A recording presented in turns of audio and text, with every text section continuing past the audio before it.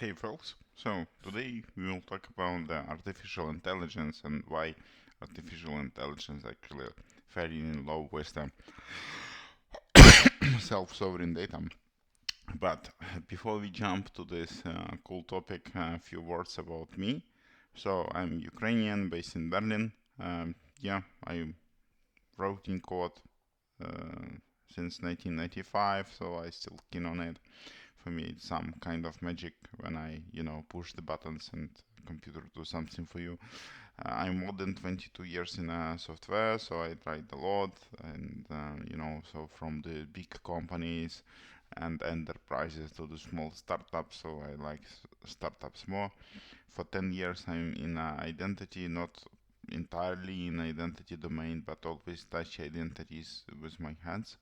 For 5 years, I jumped to the Web3 community and decentralization movement. So yeah, a lot of smart contract development and all of the things.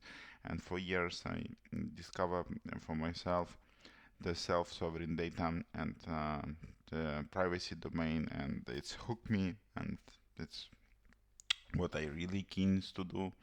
And right now I'm building Kin that fully private and privacy first artificial intelligence. So and I'm really proud of it. It's super cool. And you always could find me on YouTube and Medium or more decentralized medias like the PeerTube and Yakihon. Yakihon is more Nostr based community for the long form content with the freedom of speech and some decentralized values. So it's super cool. And I am happy to talk today on this community. You're extremely nice, and we share the common values. And actually, if you talk about values, so I really believe in individual freedom and free of speech. Yeah, and I believe that self-development and constant improvement, it's something that critical for the personality and should be accessible for everybody.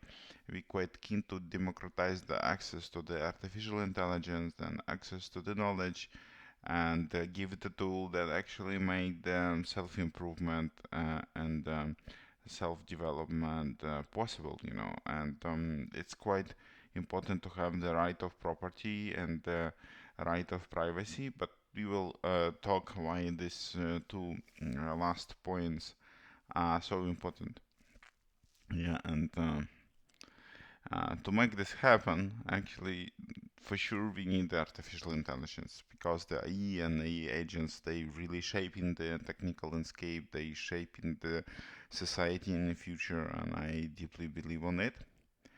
And if you're talking about the AI challenges, the one is the access to the computation power, electricity, GPU, silicon, and all of the things. So it's expensive, it's not accessible for everybody.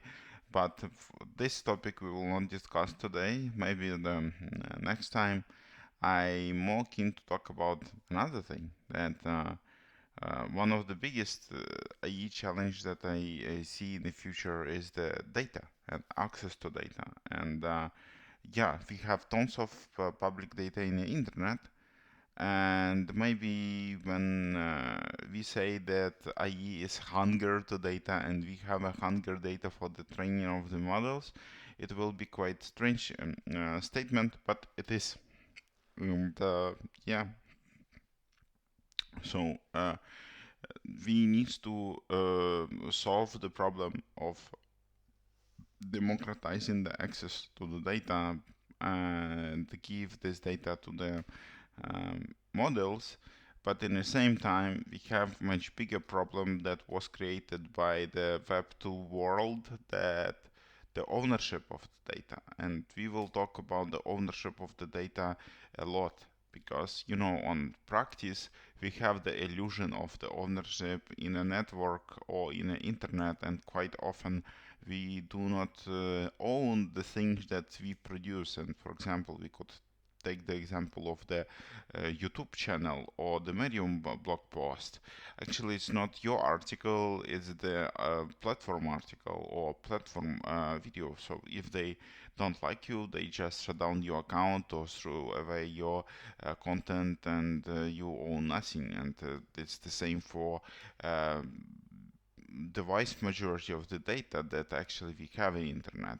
And another problem, that to have the ownership you need to have the identity, and it's topic for the separate talk itself. And another space is the privacy.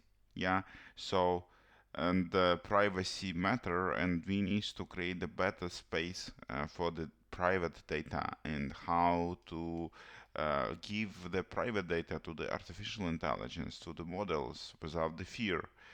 And for sure, we need a fair reward to the people that actually share this data, yeah, that they contribute to the model, they contribute to the AI movement, and they definitely need to get something back out of it. And right now it's a wild west. Yeah, the people just use the open data to train the models, and they don't care about the creators. And it's resonate with me because I'm the creator. Yeah.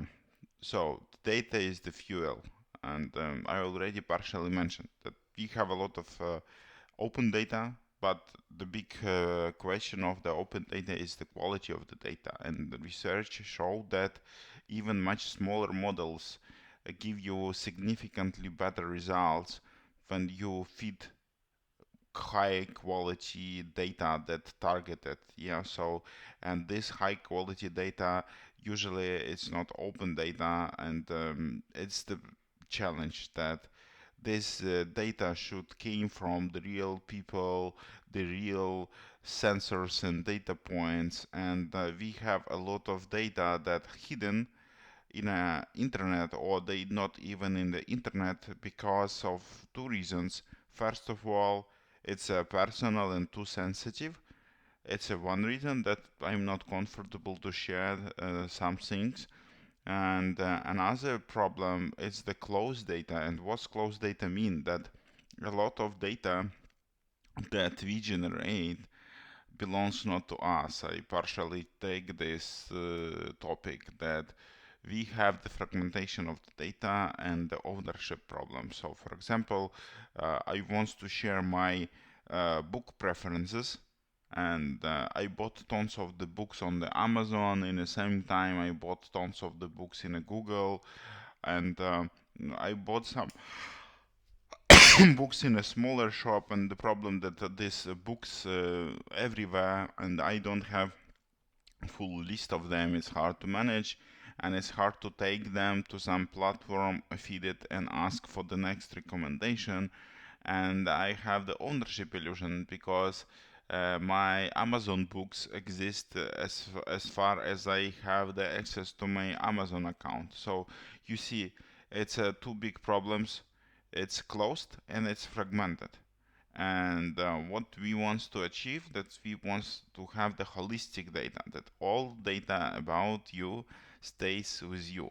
Yeah, so and this fragmentation and locked data create a problem for the artificial intelligence, because simply, if you don't have it, if you couldn't aggregate it and give it to model to get the recommendations, yeah, then you couldn't. And only the platform that actually have the real ownership of the data could do the stuff. And it's the problem, because right now, because of this combination of the locked and closed data, and the personal data that the people maybe not so comfortable to share, we have the data hunger, and we have the maybe different quality of the data. And some decisions couldn't be made by AI, because we could not be humble and share the stuff. So it's the problem. It's a big problem. But uh, how we could actually make it better? So, and to make it better, the first problem that we need to solve is the data ownership. So the data ownership, and it's a big topic of the self-sovereign data, and actually it's a core of the self-sovereign data and self-sovereign identity. The data is owned by user, it's controlled by user, and if you will take a look to the landscape, the historical landscape of the Web 2, Web 3, and Web 5, so Web 2, we compromised the, on the privacy over convenience in some point of time. So Web 2 make the great job. It's make the web accessible, make the creation of content accessible to everybody, even without the technical background. It was super easy to go to the platform and start sharing the things with people, but we all forget that everything that we create not belongs to us. And Web 2 is, I call it Soviet Union-like state for the data ownership, because you produce everything, you own nothing. Web 3 make the revolution. We all was inspired by the Web 3 that, finally user gets something to own, gets the assets that he could hold and in a quite anonymity way. So it was a revolution, it was the big step forward, and in some point we realized that it's a good, but it's not good enough for the privacy, because the Web3 is more the glass cage, yeah, and for the privacy we need more. We need the privacy, and we need selective sharing. Selective sharing, that you have some portion of data and you share only the small fragment, or maybe with the technologies like zero knowledge proofs, you not even share the data itself, but you able to prove that some facts about you is true or false. And this one is by quite good topic for another lecture. If you want to go deeper to the Web 3, Web 2, Web 5, and all other millions of web versions, you could read my article. I will share the slide, that's link on the slide. But the Web 5 solving the problem of the data ownership, and together with the data ownership is solving the problem of the missed identity layer, because the internet was created without the identity, and the Web3 actually tries to bring this identity with the private and public cryptography and wallets. And so then the answer how we actually going to solve the ownership and rest of the things. So the self-sovereign principles and self-sovereign data, they not just a technology, it's more the philosophical principles and the guidance for the systems that people should build. And I split them to the bucket. So the fundamental needs, in a principle. So first of all, the first principle of the self-sovereign identity and self-sovereign the data, that it's existent. Yeah, that we tries to do something for the real life objects, for the real person. We not inventing some synthetic objects. So we tries to bring the trust and real data from the real life to the internet. That's it. Another one, quite special one, that control. That user control his data and his identity, and we don't have the intermediate platform or person that actually do controlling on the data and identities and the access. Uh, you know, so quite often in a Web 2 you have the access, but this access could be taken out of you, but you have the zero control on the data. And the self-sovereign identity saying that you have a control, you own the data, and you have the access, and this access could not be taken out of you. So it's fundamental rights actually, and persistent for sure, that you need to have something that long-lived, and saved, and the place where you could put your data and be sure that this data will be there next day. And it's quite challenging, by the way. It's not so simple as it sounds. The next bucket of the values that it's a open protocol and technologies. It's more the technical heavy set, but it's quite important to have a transparency, that we have a system and algorithm that are completely open, transparent, and everybody understand how it's work. So the good example of the transparency and the governance is the web3 actually, and the blockchains. We all know how the blockchains work. We all know how the consensus algorithm work, how the data is persisted, how transactions are made, how the crypto algorithms and signatures are working. So we're not making some magical processing units in a system, and it's open. It's based on the protocols and so on. The portability. Portability, it's a big topic, and it's a challenge for big amount of systems that every network and every system somehow create the silos, because the content and work that you made in one system, it's not transferable to another, and it's definitely what we want to avoid, that all the data and all identity are portable. That it's mean that you could take out of the app or out of the system and use it somewhere else. And it's quite important together with the interoperability. Yeah, that other people could use the result of your work, because portability and interoperability together open us completely different way of interacting. So you could, for example, as I said, grab all your books and ask some other platform for the recommendation of the new books and new authors, or grab your shopping lists and or musical preferences, because another platform will understand this data, what they mean, what the structure is, and how to work with them. And it's a huge concept of the open data manifest. Actually, it's a good topic for our next discussion, how to build the solutions in a more open way that are data driven. But the transparency, portability, and interoperability usually achieved by the open protocols, that we not inventing our own way of working with data. We follow some open standards, and a good example of the protocols, for example, could be the email, and that you could have multiple email servers, but they understand each other well. Or it could be even the World Wide Web. Yeah, everybody knows how the web pages works and so on. So more protocols, less apps, more transparency, portability, interoperability. So it's quite important.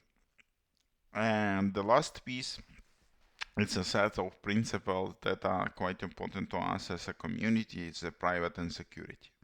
So the first stuff is the consent, that nothing about you happens without you. So that every time when somebody wants the piece of data from you, they go and ask, and you give the clear consent that you want to share. And when you share the data, you have the next principle of the minimization and disclosure. So the minimization have actually two parts. So with whom we share, that we share with the person that really needs to have the data, and we need to have guarantee that the data that we shared will be processed only by this person. It's one thing. Another thing, that we share only the data that are really needed for this particular goal. And here we have a couple of interesting things, because the most private way of sharing the data is the zero knowledge proofs. that you get the request and you not share the data, you share the zero knowledge proof that asks for some binary questions. So like if you want to buy the bottle of wine, then you just prove that you older than 21. Yeah.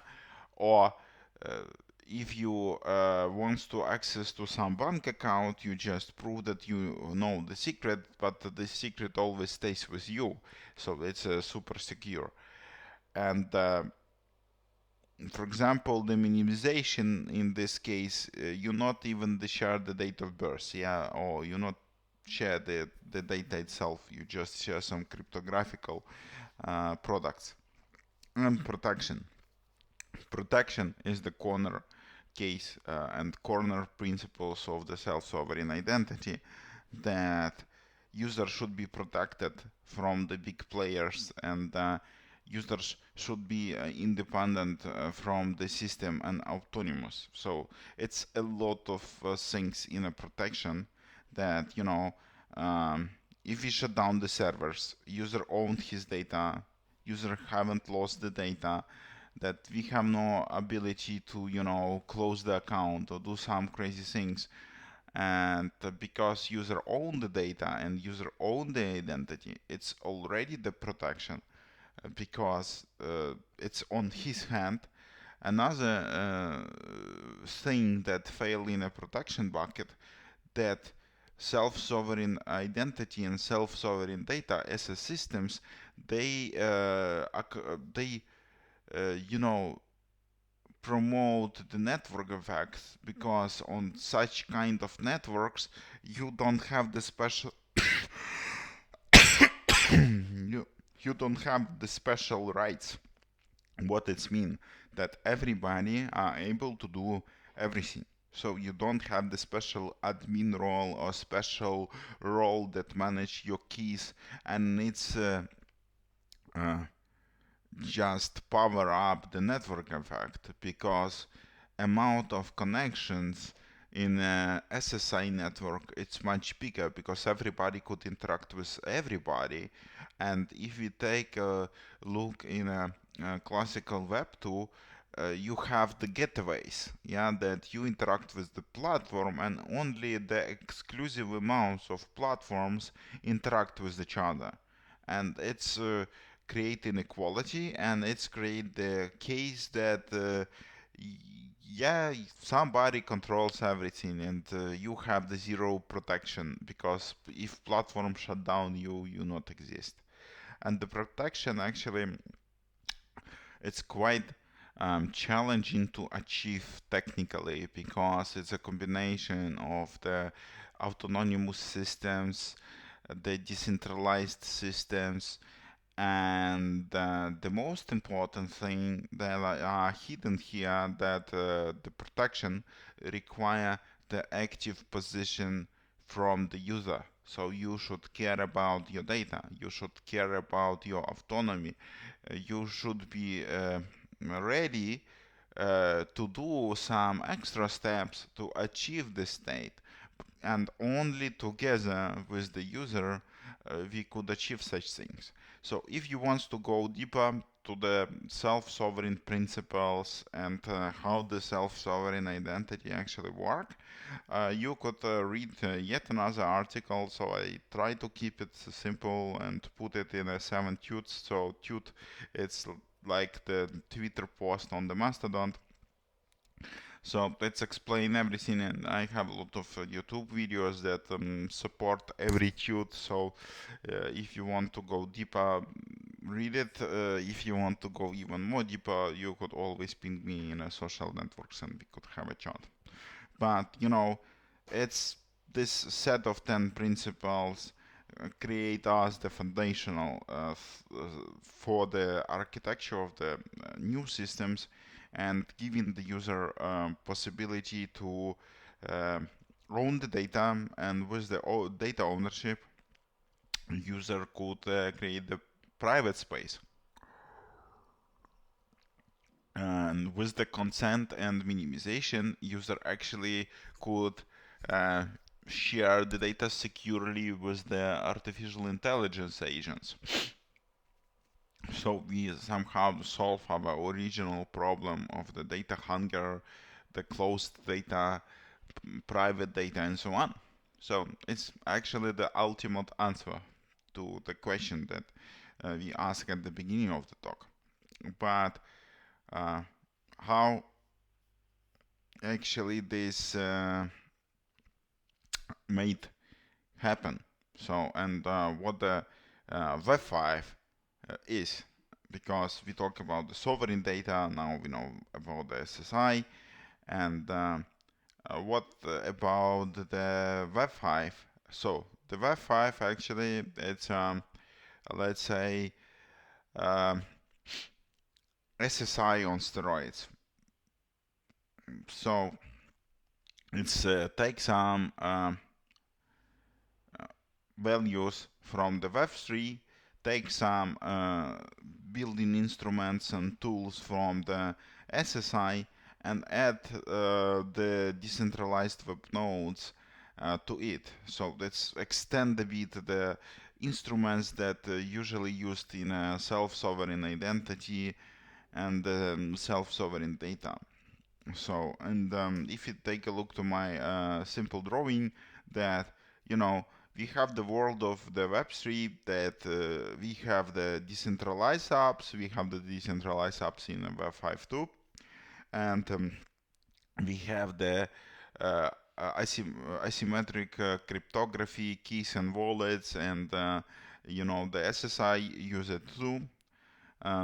For sure, we have the smart contracts and transactions that stay in a blockchain. This is not a part of the SSI. SSI solve it differently, but the key overlap here is the private cryptography and the wallets. So we have the keys, we control the keys. But in a SSI, because you don't have the network anymore, yeah, so because in a blockchain the address of your wallet, it's actually the public key, so you already have the mechanism to share the your public key with other people, so they could take the public key and validate your transaction. But in SSI we don't have this. That's why in SSI we have the special guy. We have the decentralized identifier, and the main function of decentralized identifier actually is the distribution of your public key, that you could share it with other people, and these people will be able to discover your public key, discover your addresses, and all other things that are important to them to interact with you. We will not go to the VC and VP, it's not the goal of our talk, but the main idea of the VC is the verifiable credential, verifiable data. That is special assigned data by you. It correlates a bit with the transaction, because transaction it's assigned by you, and it's correlated a bit with the contracts, because quite often in a smart contracts we store the data.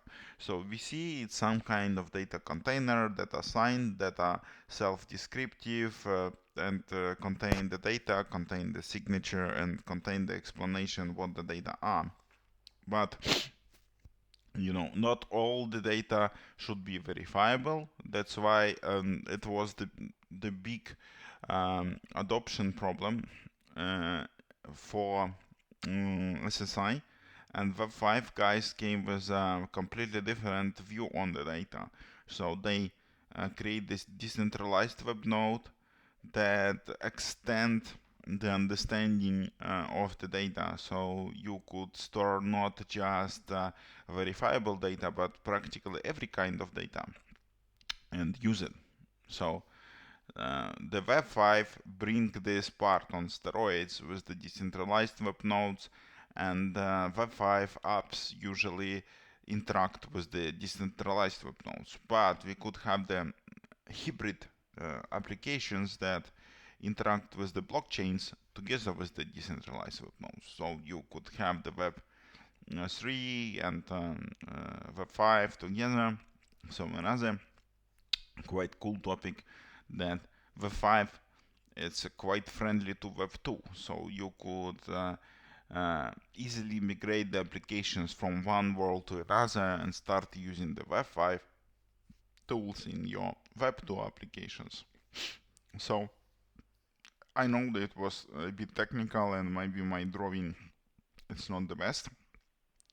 So the web5 in short is just the SSI on steroids that was extended by the decentralized web nodes, and it's the combination of two important things. So one is the DADs that SSI used for the identifying of the user, and the GVNs that mainly used for the data, and most important, it solved not only the persistent part, but it came with the permissions. So it's give the user to have the control and give the consent on the data. So the building blocks, just in short, to get you the understanding that DAD is the decentralized identifier. It's a method of distribution your public key in an agnostic way from the network. So it's not connected to the blockchain. It could use blockchain. A lot of DAD methods use blockchain. For example, DAD Ion that we have here as example using the Ethereum blockchain, but it could be different. It's a cryptographically based and cryptographically verifiable, and what most important thing that a lot of the DAD methods are autonomous, that they don't need to have the blockchains, but some of them even do not need to have the access to the internet to work. So it's a quite limited amount of the DADs, but they really exist, so you could resolve the DAD document offline. But what the resolution and DAD document mean, that you have this identifier, but you want to get the public key of this identifier and maybe some extra information. So we have the process of the resolution when we take this little string and turn it to the DAD document. And DAD document is the special JSON that have a lot of interesting stuff inside. So, and one and most important usually it's your public keys. Yeah, you see that in this document we have one public key that used by for signing of the transactions, and some public key that used for the encryption. So you could ask person to encrypt something with this key. And another thing that we have some special section here, say decentralized web nodes that contain the address of your decentralized web node. So we will go to the details how the decentralized web node works, but it's how you actually share it with other people, that it's my keys. You could use them to validate the transactions from me, and it's my letterbox where you could leave the data and messages for myself, and I will take a look when I get back online. And if you're talking about the next building blocks, the decentralized web nodes, so it's a combination of the secure storage, permissions, and the message relay. So I know it's a bit technical, but we could imagine that we have the Alice that have only the mobile device, and she hosts the local decentralized web node. And actually, it's how the Kin works. Kin have the local decentralized web node on the phone that store all your data. She actually could have the bigger storage in the internet somewhere that could be fully encrypted, and the same, it's a Bob that use the desktop, have the bit bigger node on the desktop because he could store a bit of the data and be more online, but in the same time he actually have yet another web node that are in internet and fully available all the time. And the main trick that this setup creates somehow the decentralized mesh of the data nodes that are synced with each other, that in ownership with each other, and Bob could send the messages to Alice, and Alice could process these messages from the Bob, so they could exchange the information. They even could get access to each other information and do something with it. And in this schema, we could have yet another node that it's a IE agent that do some cool work for you, process the data, make the research, give you some suggestions, and so on. And this is completely decentralized and autonomous. Only one thing that in the middle is this little TIT resolver. So it's a critical piece of infrastructure that actually do this job that I showed you before, that resolve this magic URL like identifiers to something that we could find the address of Bob, and we could find his public key, that we could prepare the message for him and make sure that the messages that we get it's actually from him. And the most important thing is that the decentralized web node, we was talking about the transparency, interoperability, and all other things. It's just a set of the protocols that are open to everybody. So it's completely transparent how the DVN is working. So on top we have the DIDs that actually covered by the specification already, and we all know how it's work. And we have some data formats that it's clear how the data are stored, how we expect to get the data from others. Here it's quite interesting thing that DVN itself could create the custom data protocols that could be the basics for some more complex apps. And the persistent storage, it's open, so it's based on the IPLDs, so we know how to store the data, and we could build quite low level storages that some device specific and so on. So it's how the decentralized web nodes support the self-sovereign data principles of the transparency, interoperability, and portability. And yeah, so the DADs together with the DVNs give us two important blocks that allow us to build the and to operate with the self-sovereign data, but how it could be useful to the artificial intelligence, not only in terms of the data ownership and the private space. Yeah. So I see a couple of important use cases where the IE really will load the SSI and web5. First of all, we already covered the learning on the private data. So right now you have the DVNs, agent could have the DVN, you could share the data securely with the agent, and that's the private data that the model could use and give you some insights, give you some results. It's super important, and super important for kin. And authentic sensors. So we have the new challenge with the generative AI that right now you practically could make the tons of the deepfakes, simulate the voice and all of the things, and make the pictures that looks natural and authentic. And right now we already have the authentic sensors. For example, we have the cameras that produce the photo together with the zero knowledge proof, or produce the photo with the verifiable credential that prove that this photo was taken on this camera and it's real, and actually it's connected to the photo. That you take the photo, you take this artifact, the cryptographic artifact, and you have the way to validate this, that this cryptographic artifact connected to the photo. And same, so it's help us to fight with the deepfakes, help us to fight with the side effect of the generative artificial intelligence. So another big topic, it's zero knowledge proof in a machine learning.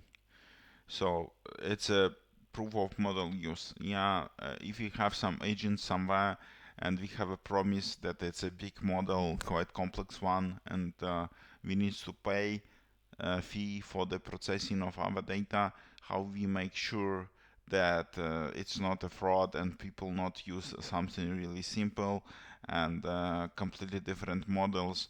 So it could help us to do it, yeah, so that uh, we, together with the insights from the model, we get the proof that this particular model maybe was used even with this particular weights or the confirmation of the weights and so on.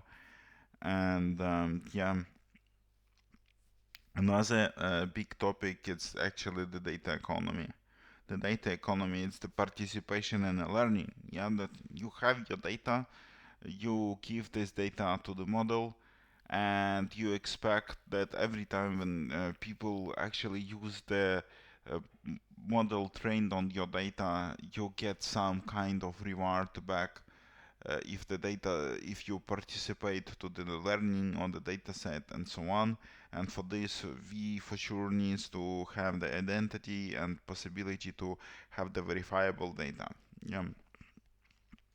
And another big topic that are practically undiscoverable right now, but it's critical for the future, that it's the agents interaction. Yeah, how to create the secure protocols and how to create the secure space that allows us to talk with the network of artificial intelligence agents that could exchange the data, accept the transactional fees, and all other things. And SSI already have a good guiding principles, and the DVNs and DADs give the the basics how the agents could exchange the data, how they could talk with each other, yeah, and they could send the messages asynchronously to each other. So it could solve this problem. And I believe that it's much more use cases for SSI in artificial intelligence,